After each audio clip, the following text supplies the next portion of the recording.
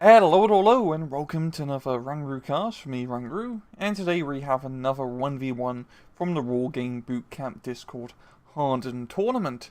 And well, on the left hand side, in the blue, we have Satyr playing a Blue Dragons mechanized deck, and on the right hand side in the red, we have Enter Sandalman playing as a general red 4 mechanized deck. So a whole lot of track-on-track action going on here.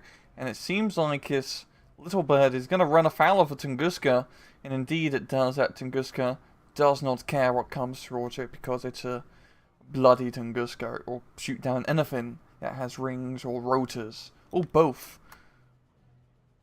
So looking over here from the initial deployment, Satyr going for a pretty aggressive southern push here. He's got M36 Jacksons, 3 K1 tanks, which are pretty heavy duty for a mechanized deck.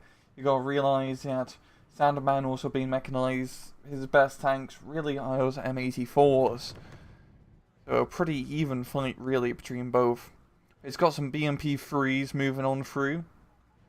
Gonna be good at long range if they can get that ETGMs off, but it seems like if the K1s were to set up here, they would be able to shoot, but there we go, the BMP3s are going to back off. As it seems like Sandalman realises that this Foxtrot assault is going to be happening whether he likes it or not. And Satyr going to keep everything in hidden for now. We've got Shumat forcing those M84s to back off. Now, with such a heavy push down south here, Satyr doesn't have a whole lot to defend up north. Well, Sandalman doesn't have a whole lot either, really, but he definitely has the better forces to attack with. And all the way down south, seems like we're going to have some reconnaissance play on the flanks here. These JSCF Rangers are going to be knocking out one of the transports before they can even unload. Mod shooting going to be coming in, but I think JSCF Rangers got the better of them in that case.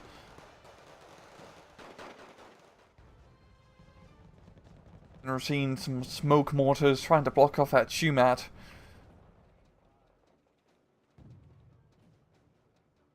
And also we have some smoke mortars from Satyr trying to block off the Concourse.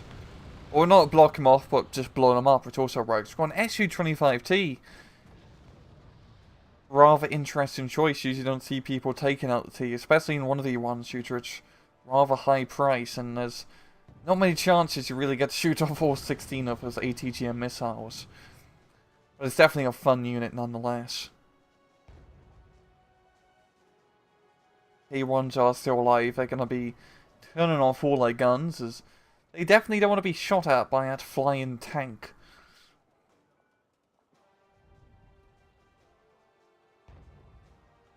Well, overall, it really seems Satyr definitely has an advantage. Him managing to contest Foxtrot is a pretty big deal, and Sandalman hasn't really done too much up north. He has a decent amount of forces to make some sort of push, but just not really enough. Satyr is definitely in a bit more of a defensive position in that northern flank, and rightfully so. And Sandalman is in a pretty hard position down south, as once you really lose this edge of the forest here, it's very hard to take it back. You can't really cross over the open field because it's an open field. The real best bet is trying to contest Gulf, capture up to here, and then surround the Foxtrot flank. It also can be a pretty tough fight, and Sandalman hasn't really been able to get his BMP3s, or he's got them into play a little bit, getting a few ATGM shots off, but not enough, more importantly, to deal with those K1s, which have taken a little bit of hits from the M84s. God damn, he really does not want that Shumat to shoot. As we can see, he really can't shoot all that much anymore. Yeah, just take it so times two, as things are going pretty slow. It's a skirmish gameplay. I'm hoping for Satyr does decide to bring out some extra anti-air, because the SU-25T will definitely prove to be a pain in the arse. That's going to limit those K1s from really manoeuvring around. I do like how he's moving his Finnish recon to try and spot this Gulf sector, and that smoke is actually going to be playing to his advantage here, as he can probably sneak up into that smoke and get into a very good ambush position.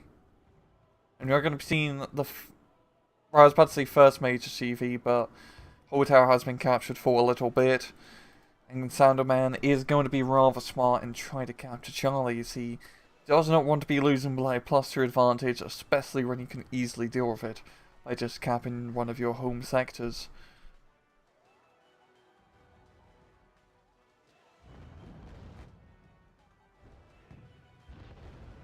But BMP3's proven to be rather good at long range, so lovely versatile APC.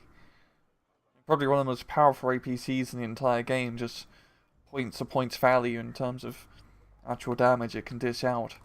Yeah, like decent ATGMs, autocannon, nasty 100mm cannon. I mean, what's not to love, apart from the fact that you have to buy Montestracles to bring them out. Yeah, it's just a whole lot of smoking between both sides. A 1950s TV advertisement.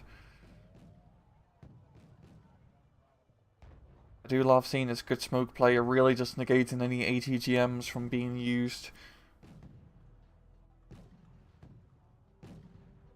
All this smoke play probably benefits Sandalman a bit more, because he really does need to think about trying to make an aggressive person to go for if he wants to regain Foxtrot. And we've got a big 4-stack of K1s.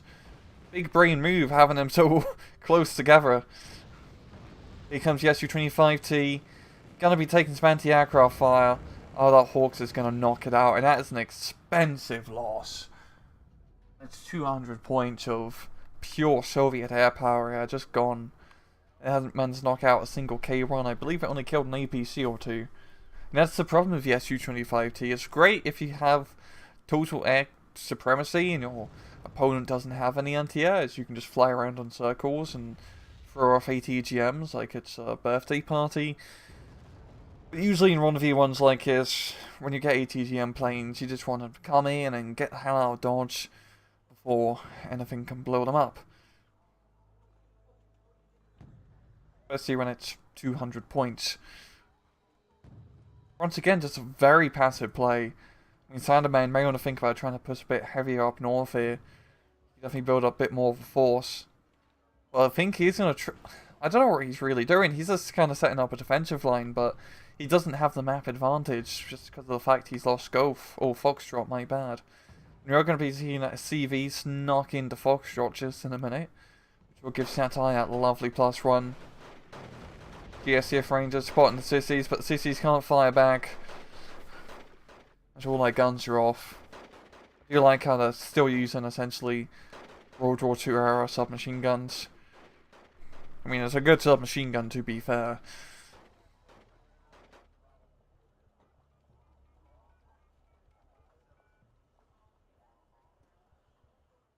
Yeah, they're all saying don't have orders to fire back, as they could probably hold off pretty well against the JSTF. You have that Dragunov sniper rifle. We're seeing a very ballsy move here from Satyr. As you can see, those BMP3s are not going to be having any of it. Well, they're going to be having to deal with those K1s. When he only has Facatorias here, which aren't going to be all that great against rather decently heavily armoured Korean tanks. I mean, Facatorias aren't really great. They're more just deterrent. Like, a lot of ATGMs really are just deterrent in this game. As when you see flying missiles coming towards you, you usually want to get out of dodge. And when those missiles are flying towards you, you can't really make a distinction whether it's a Facatoria or Concourse M, unless you're very good at zooming in very quickly and seeing the model of the missile. That would be a little bit ridiculous. BMP Freeze is trying to skirmish a bit. I mean, it can still be a pretty decent threat to the K1s with those ATGMs, but the K1s definitely outnumber, and they're definitely in range to fire off their rather nasty 105s. But he has nothing else backing up his K1s. This is a very ballsy maneuver. Fortunately for him, it's only Reek ATGMs, so they can tank quite a few of these hits. There we go. The BMP Freeze just getting completely shracked at rather close range. And the armor value, of course, is not that great. Only 5 frontal armor.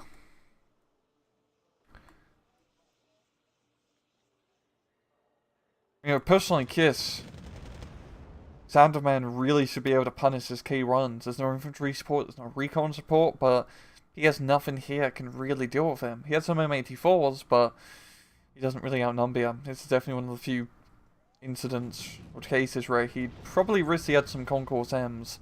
He does manage to snipe run, and the M84s are coming in now to engage.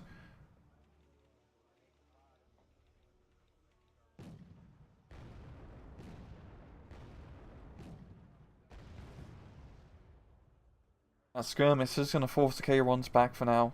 Managed to kill another one, so not too terrible there, all things considering.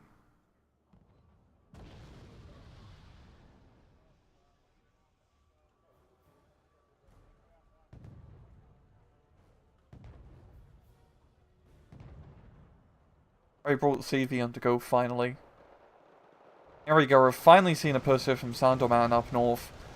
Moving a big blob of M84s here, as well as a bunch of infantry.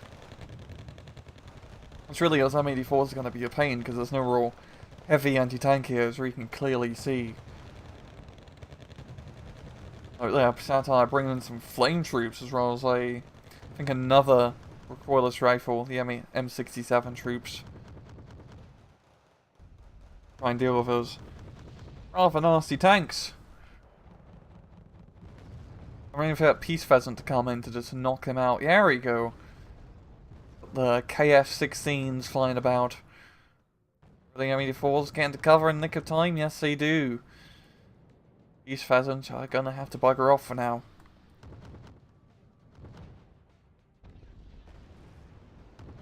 But I think Sandalman's gonna need a little bit more infantry and, more importantly, deal with his Hachikayu Shiki here.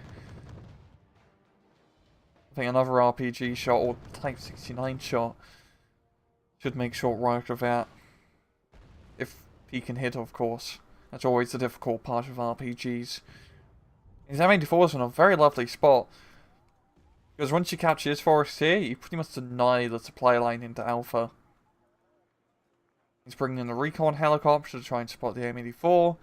Probably going to bring in the Peace Pheasant once again to knock him out.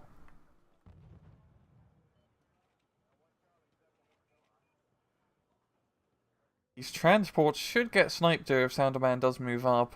And move up he shall.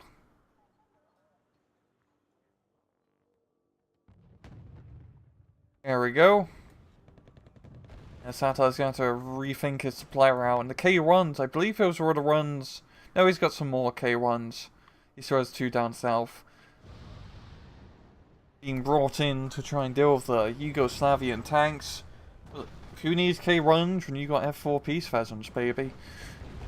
Knocking out 2 of those M84s, which really hinders Sandalman's assault here for the time being.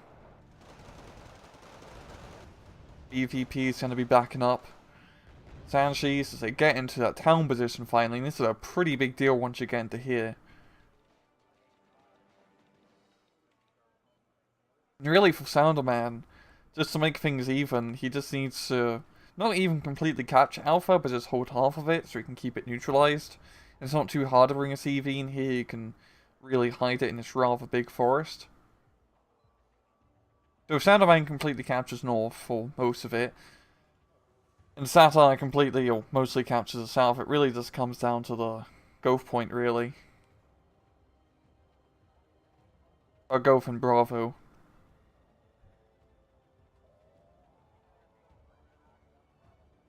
Sandalman can pretty easily just neutralize Gulf if he just brings in some infantry back into his forest.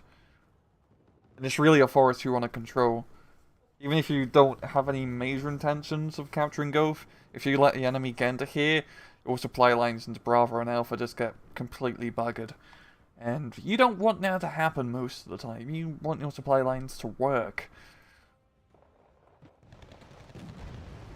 I think with the K-runs being brought in now, Sandalman is not going to have a great time in Alpha. He's going to be forced to fall back for the time being. Bringing in some BMP-3s, some more infantry. And some BVPs.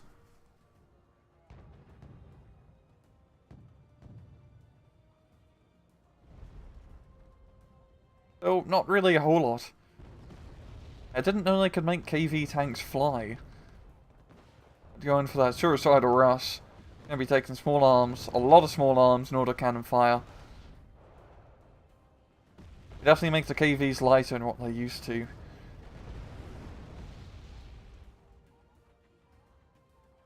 Well, Sandalman is still determined into getting into Alpha here.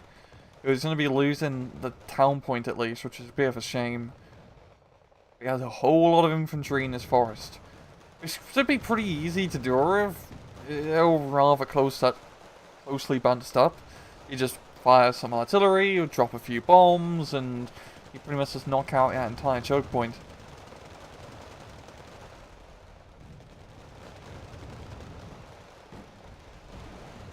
Oh, what's going on here? We got the MiG-29s coming in. KF-16's going to be able to knock out both of them, I believe. Oh, no, one of them's just going to get out on a single block of HP.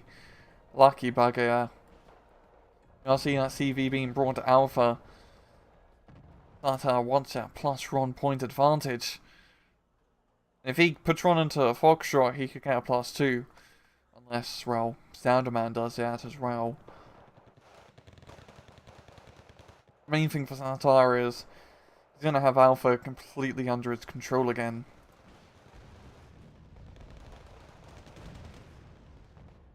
The infantry fight is not going all that great here for Satyr. The Russian and Yugoslav infantry proved to be a rather big nuisance. Kieran's been forced to fall back, of course, as you don't want to be engaging in a forest fight like that. If I can speak properly, the answer is usually no.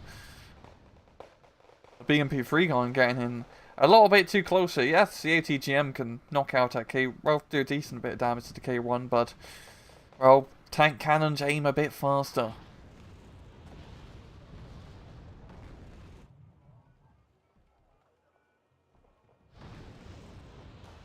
We're seeing a whole lot of artillery fire here from Satyr, and Sandalman's push is just not going to work. Those 107's doing a whole lot of work here.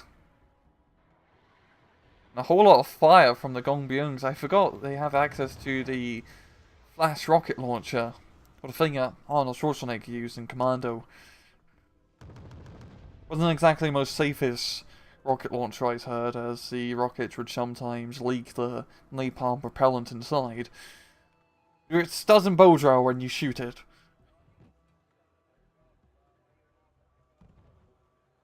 But yeah, Satyr just has really good positioning. Once again, it just comes down to that initial Foxtrot push.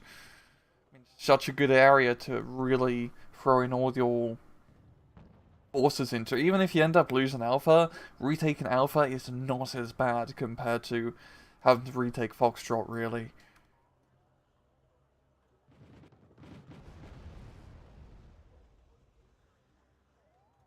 And Sandalman, he has good control over Bravo, and he could potentially do another push into Alpha, as a lot of forces have been killed. You are seeing reinforcements being brought in, but to be fair, there's 3 K1s here. So anything that comes across this open area, if he just maneuvers his K1s into the forest, he can completely shut down its entire push. It really comes down to pushing across the forest. But as we've seen before, the forest is an easy choke point to just blow up to hell and back.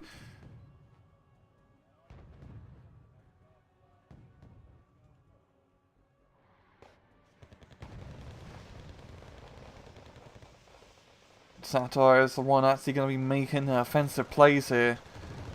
Even moving into K1's really close quarters. And it's working really well, knocking out the M84.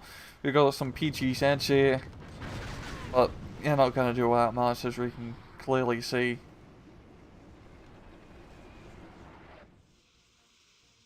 This is a really good push here from Satyr. Because he doesn't even need to completely control Bravo. If he just holds on to a sliver of it, he can potentially just put a CV here to neutralize. That'll give him that lovely point advantage. What he'd probably want to do is try to get CV onto Foxtrot. I mean, he doesn't have to worry too much. He still has very good map control. I don't think he's going to lose Foxtrot, but might as well just try to get that +1 to gain a little bit more of a lead.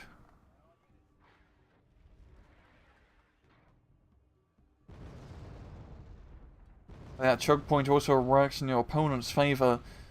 Those prams are going to have a rather lovely time just shelling out this place. rather than RC 120 mils. What a cool... I really do love the Pram. It's one of my favourite vehicles, especially the actual vehicle version of it. It just looks so funky. It's literally just like a BMP-1/2 tank destroyer mortar thing. I do like how Sandalman has been to get a bit of a presence back into Gulf. Does have a potential of bringing up CV here. If he does, yeah, I'd recommend bringing a T-72 one. We've seen another push from the Sandalman. Well, the Sandalman can, he has a whole lot of infantry. The Songchongs, I don't know how to say it, are being forced to retreat. Same with the K1s. T-62's trying to come in, but they're just getting blown up to hell and back. Q-Match and the M67s have a lovely coverage on that road area. There's always the hard part about playing from Bravo into Alpha from Sandalman's side, as it is quite literally an uphill battle. Moving across here, you get caught out in the open, and as I've mentioned before, moving across this forest is just way too choke pointy. I mean, usually the best bet is to try to make some maneuvering happen along the southern road here, but at the same time, it's a rather exposed road.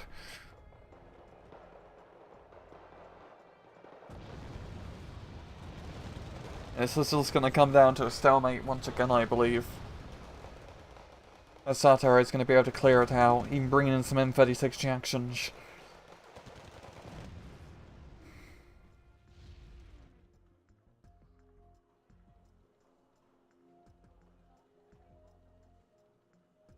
Honestly, I feel like Satyr really has it.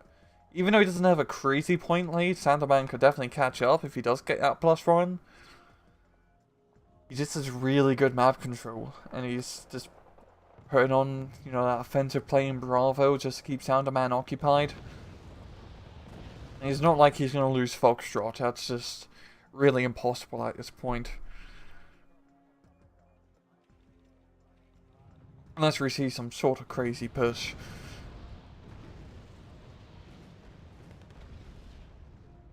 But as you can see, anything that just comes across this ridge just gets completely slacked by the K1s. We're seeing some good smoke play here.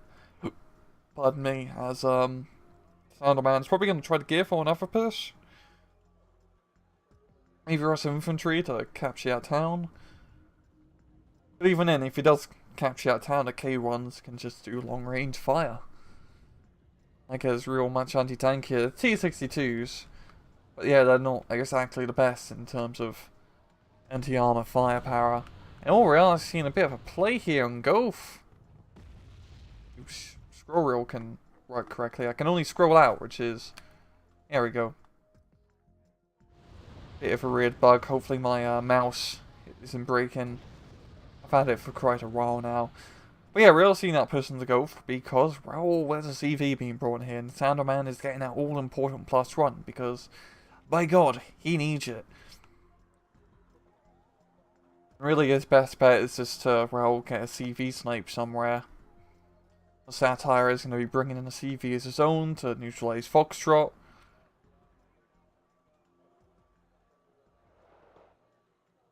This is going to get pretty hard here for Sandalman. I mean, if he can somehow snipe the hotel CV, I'll give him a nice +2 for a little bit. Which is what he surely needs.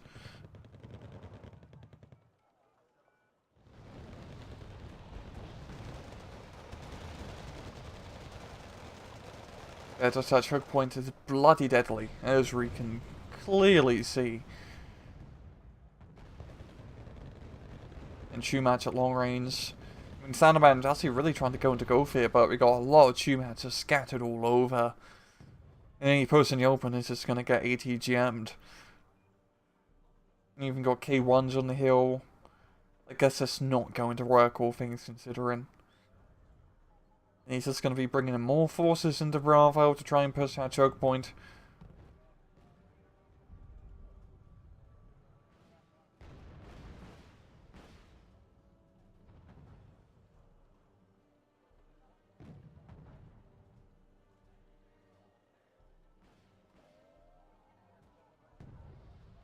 We're seeing the SU-27M. You have a better anti-tank piece. It is still rather expensive, but it does trade all the ATGMs for quite a bit of survivability. And deadlier ATGMs, if I recall. It is quite funny, Sandalman's tank are essentially just two very expensive ATGM planes, and then your standard high-end fighter, or a high to mid-end fighter. And we don't see any cheap bombers, or napalm bombers, or anything. No seed. Just two 200-point ATGM planes. Yeah, I've actually seen Sandalman trying to make that push into Foxtrot here, but I don't think it's really going to work. I mean, of course, the BMP-3 is rather deadly, but most likely, once they get a bit closer, it's going to get completely killed by some rather cheap vehicle fire. SU-27M trying to find an angle of attack, but the F-16s, or KF-16s, they're finger licking good. Going to be keeping the Red 4 airplanes at bay.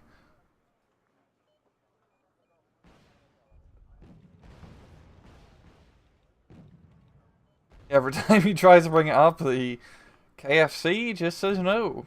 Not today. Please leave. There's Blue Dragon jet space, thank you.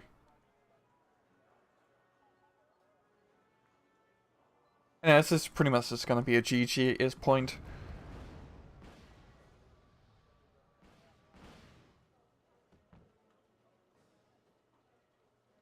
We're just seeing more rather fruitless attempts into Foxtrot, but yeah, the T-62s just can't do anything against K1s.